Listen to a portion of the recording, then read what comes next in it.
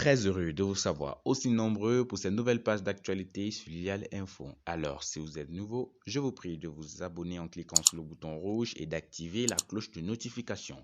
Aujourd'hui, on vous parlera de Charles Dinkam qui ne laisse pas le rebond à son fils Éric Rifoué du RDPC sur un plateau de télévision.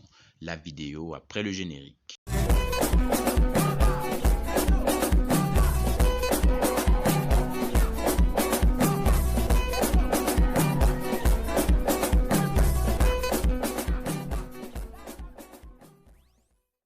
Du parti politique dont je fais partie, je suis d'abord un citoyen camerounais.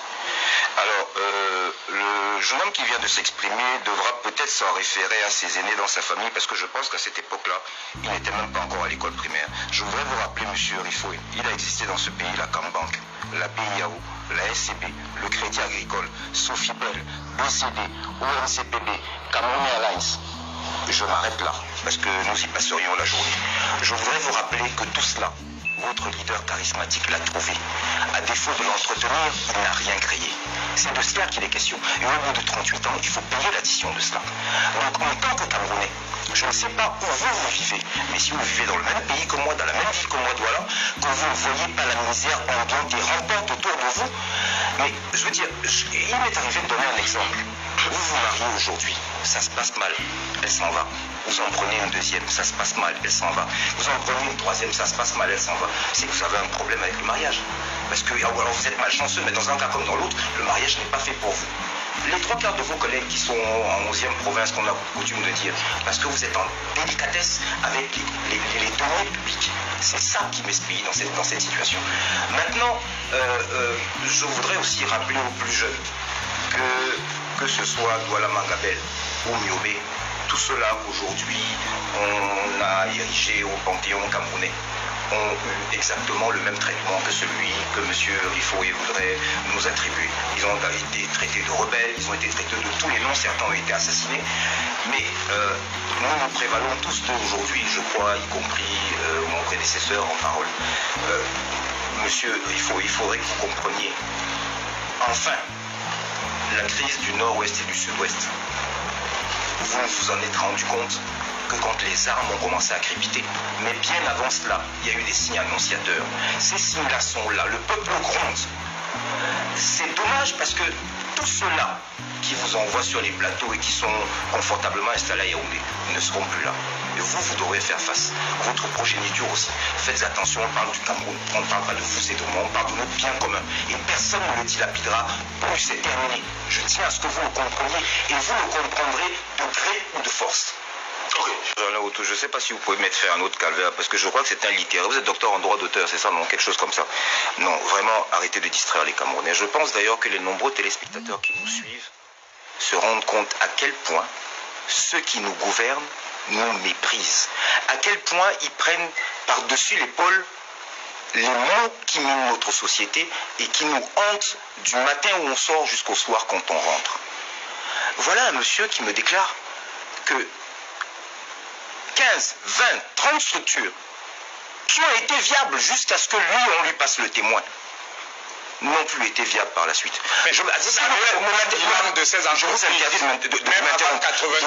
de m'interrompre. Vous parlez de ce je vous interdis de traitement. Vous aviez quel âge en 82? Dites-moi quel âge vous aviez. Vous parlez de ce que vous ferez. Ça n'a rien à voir avec l'âge. Non, si vous aviez 4 ans, vous n'en saviez rien. Ça n'a rien à voir avec l'âge. Donc c'est votre vous êtes incapable de père de ces entreprises. Voilà l'une de vos caractéristiques. Incapable de supporter la contradiction. Vous rentrez en transe. La contradiction doit être... Mais calmez-vous, monsieur Rifoué. Calmez-vous. Allez sous perfusion si ça ne va pas. Calmez-vous, monsieur Rifoué. Et vous prenez vos actes. Calmez-vous. Ce que je veux vous apprendre, ce que votre père vous a dit, moi je l'ai vécu. Ce que je veux vous apprendre, c'est qu'il faisait bon vivre dans ce pays. Ce que je veux vous apprendre, c'est que le monsieur qui a Yaoundé, que vous suivez, dont vous suivez la photo, quand il prenait le pouvoir ici, les comptes du Cameroun étaient ouverts partout, ici et ailleurs. Ça, je vais vous le dire. Il n'y a pas un seul fonctionnaire qui a attendu un jour son salaire dans ce pays. Vous voyez, si vous vivez à Douala, la route qui mène au port, qui passe par le carrefour Tchekeni-Souarnou, vous y mettiez à 15h, à 16h, vous aviez fait votre marché. C'est ce Cameroun-là que moi j'ai connu et que je peux donc comparer. Je ne suis pas un enfant du renouveau, des enfants nés dans le mensonge. Oui, parce que vous êtes un pur produit, ce n'est pas de votre faute, vous êtes victime de l'environnement dans lequel vous êtes né. Mais souffrez, si vous êtes véritablement docteur, d'apprendre aussi des autres. Ce Cameroun dont vous parlez est le vôtre à vous tout seul et à vos camarades. Pourquoi les débats tournent toujours autour de ce que votre Manitou a appelé le tout petit parti politique? Mais voilà, des gendarmes qui ne dorment plus depuis 15 jours, à nos frais, détournés comme d'habitude. Voilà un pays qui est sur un pied, on dirait, je ne sais pas, même le Nicaragua n'est pas comme ça, vous levez le matin, il y a des gendarmes partout. Pour seul ce petit parti-là. Mais ça veut dire qu'il y a un souci. Je voudrais que vous, comme l'a suggéré notre copanéliste, qu'à un moment donné, vous enleviez la robe et vous gardiez ce que vous avez encore d'humain, M. Rifo, et que vous regardiez vos compatriotes en face pour leur dire qu'au bout de 40 ans, vous n'avez pas à leur rendre de compte. Pour leur dire qu'ils doivent continuer de voir, pendant que lui, ses parents, l'ennemi à Bamanté, n'arrivent pas à trouver 1000 francs par jour, que sur décret, un directeur d'école nationale avec nos impôts se permet de prendre 15-20 personnes de sa propre famille. C'est sous votre magistère que ça se passe. Tout cela se passe sous votre magistère.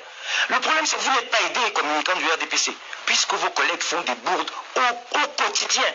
Au quotidien. Si au moins ils se calmaient un peu à Yaoundé, non. Ils ne vous facilitent pas la tâche. C'est de ce Cameroun-là qu'on parle. On parle de votre voisin. On parle de votre famille, parce que dans votre propre famille, je suis sûr qu'il y en a qui souffrent. C'est de cela qu'il s'agit. Ne réduisez pas tout à Camto. Moi, je suis là. Je ne l'ai jamais eu au téléphone. Vous savez, je vais vous faire peut-être une révélation. J'ai attendu 58 ans, il y a 2 ans, pour prendre ma première carte d'électeur. J'ai attendu 58 ans, il y a 2 ans, pour adhérer à un parti politique. Mais j'ai la politique dans mon ADN. Et j'ai eu, c'est peut-être le défaut de mes qualités, je ne suis pas né trop bête. Donc j'ai été aussi à l'école, avant que vous ne fassiez vos doctorats en doctorant là. À l'époque, quand on disait Bac plus 4, c'était pas ce que vous voyez aujourd'hui. Là où on vous recevez une demande d'emploi et au bout de la 3e ligne, vous êtes dégoûté parce qu'ils ne savent même pas parler français. Ce que vous formez. Je voudrais vous dire que si j'ai ressenti cette nécessité, c'est pas parce que j'étais repu. Oui, moi, tout seul avec ma famille nucléaire, ça va. On ne meurt pas de faim. Bien au-delà même. Mais je regarde les autres, je ne vis pas seul. Je ne vis pas sur un îlot. Alors, vous pensez que j'ai été interpellé comme ça pour rien, alors que je serais tranquillement, je ne sais pas, en train de prendre mon apéritif maintenant et ne me soucier de rien, les pauvres béquilles se démerdent. Monsieur Rifoué, un peu de conscience, un peu d'âme, les Camerounais ne vous demandent rien d'autre. Et si vous ne pouvez pas, mais bon sang, laissez quelqu'un d'autre essayer. Vous ne pouvez pas prétendre que ce grand parti que vous êtes, mais qui ne représente pas la totalité des Camerounais, est le seul qui en son sein a des gens qui sont capables de présider ou dessiner de ce pays. C'est de cela qu'on parle. Vous avez échoué, lamentablement échoué.